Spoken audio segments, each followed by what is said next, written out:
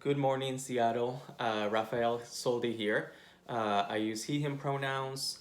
And for anyone who might be visually impaired, I have dark hair, glasses, a dark beard, and I'm wearing a dark blue shirt with white stripes. I have not had a haircut in a long time, as I'm sure many of you haven't either. And just wanted to say good morning to all of you on this beautiful summer. I know we're all stuck at home, but hopefully, in this beautiful city of ours, we can all get a little fresh air and be outside. Our soundtrack today is brought to you by my neighbor's leaf blower. Hopefully he's done, but he's been uh, mowing his lawn and leaf blowing since about 7:30 a.m. this morning. So we'll see.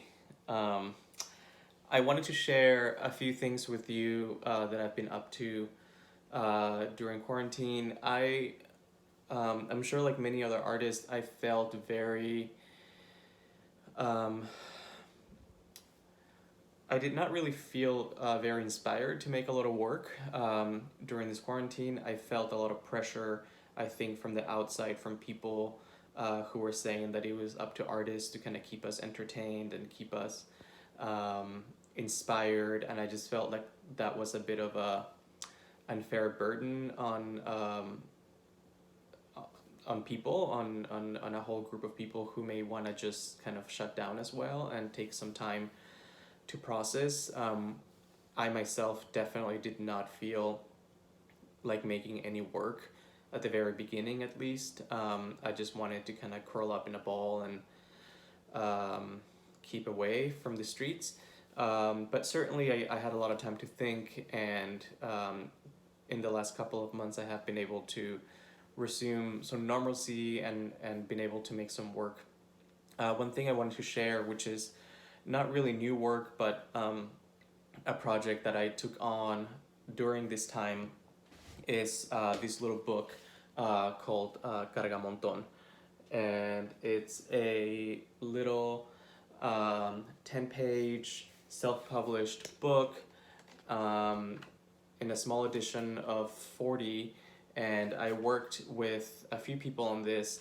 The cover is letterpressed. It's blind deboss, and it was done by me and designed by me, but with a lot of help from, there we go, a lot of help from uh, Linda over at Bremello Press, who's incredible. If any of you don't know her or her studio and need to do any kind of letterpress work, Linda's amazing, and we had a really good time doing that.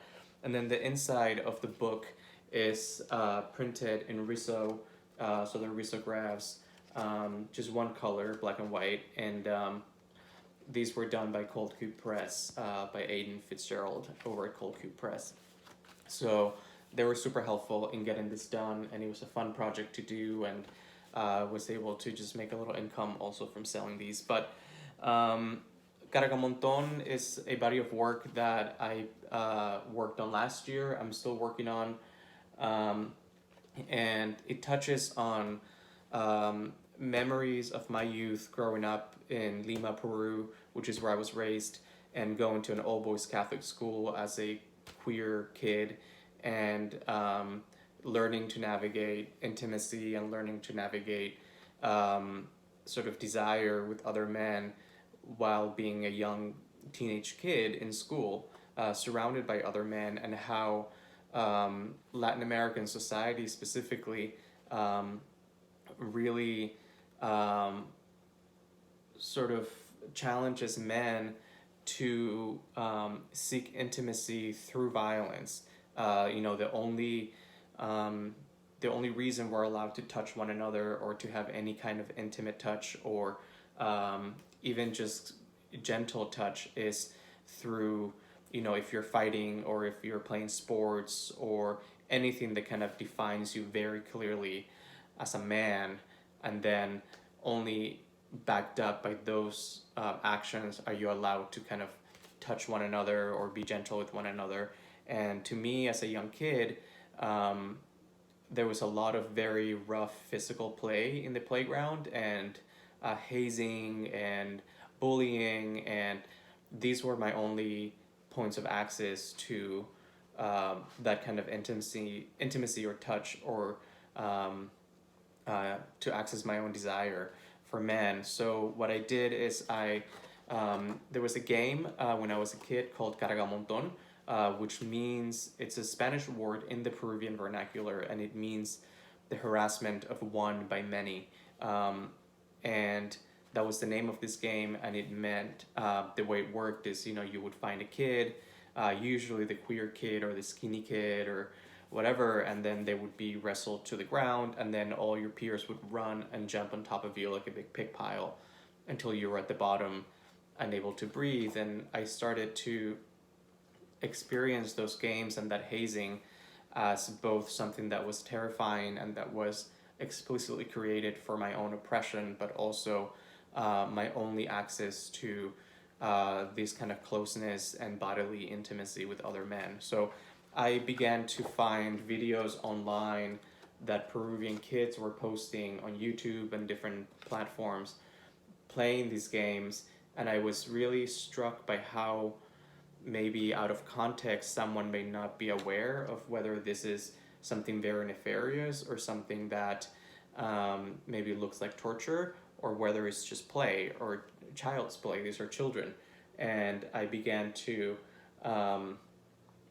take screen grabs from these shots and then rephotographing the screens and processing them and sort of tapping into this aesthetic of surveillance, to create images that I wanted them to be purposely confusing to the viewer and to make you question whether you were looking at a torture scene or whether you were just looking at children playing. And that's kind of how this little book came around. I'm in the process of making some prints of this work in Mexico City through a print shop. We're doing some large photogravures of these. So that's what the book kind of ended up being. It was a fun little project.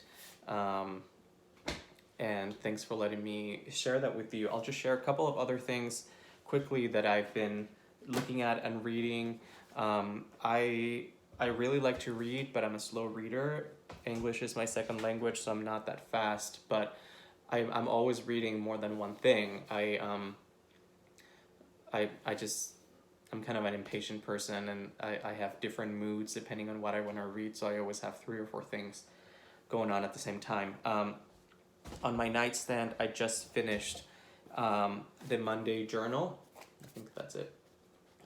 This is published by the Jacob Lawrence Gallery, and it's an art journal. This is number 4, I believe, entitled White Pictures, and this was guest edited by Danny Giles, and it's an amazing compilation of essays and pieces of writing, mostly by Black and brown writers, talking about Blackness, talking about whiteness, talking about different issues revolving and around race, that I really recommend you take a look at.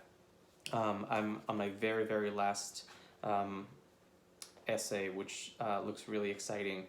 I'm just about to start it, so this is a great read. On my little e-reader, which I used to read at night, I'm reading Before Night Falls by Reinaldo Arenas. He's a Cuban writer who perished of AIDS in the 80s, and it's an incredible memoir of his time in Cuba during the Castro regime as a queer person, smuggling his writings outside of Cuba to be published abroad, and eventually leaving Cuba. This little book right here I just got in the mail is pretty awesome.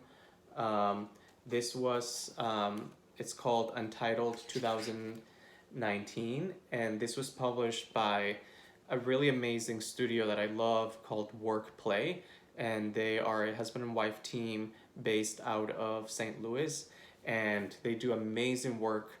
And this book is printed on Tyvek, which is really cool, and it brings together 5 artists, their writings and their photographs, and It's super cool. I just love the size. It's very small, and the fact that it's printed on this waterproof Tyvek material that's very, um, unexpected. So check them out. Workplay, amazing work out of St. Louis. They're doing just again a lot of work around race as well that is really interesting and really important. I met them at the Chicago Art Book Fair last year, and then the last thing I'm listening to, because I also like books on tape, is two books. One I just finished yesterday, called The Lost Children Archive by Valeria Lucelli. She is a Mexican writer. This is her first novel in English, and it's a really fantastic read that mixes really kind of fun, lovely storytelling of this Mexican American couple traveling across the American West toward the border, mixed with the realities of what's going on right now with their immigration crisis. They're both artists, they're both documenting, they're sound artists, and they're traveling the country collecting a sound archive, sort of documenting the vernacular throughout their trip, but also there's this parallel storyline around children who are separated from their parents at the border. So it's a really beautiful story, and I really recommend it. And then the second book I just started yesterday is called The Believers, by, I forget her name right now, but a female author, and it kind of chronicles the story of a young gay man in Chicago in the early 1980s when the AIDS crisis was just beginning to bubble up, and he works at a museum gallery as a development director and is trying to navigate his job, trying to procure donations of art pieces to build their permanent collection at this university gallery, while at the same time navigating the AIDS crisis that was kind of ravaging Chicago and Boys Town, and his friends were dying, and he's at the same time in this other kind of professional world. So it's really good so far. I'm only about 3 hours into listening. Okay, thanks so much, and I hope that you all have a wonderful day. Enjoy the sunshine, and we'll see you soon. Bye.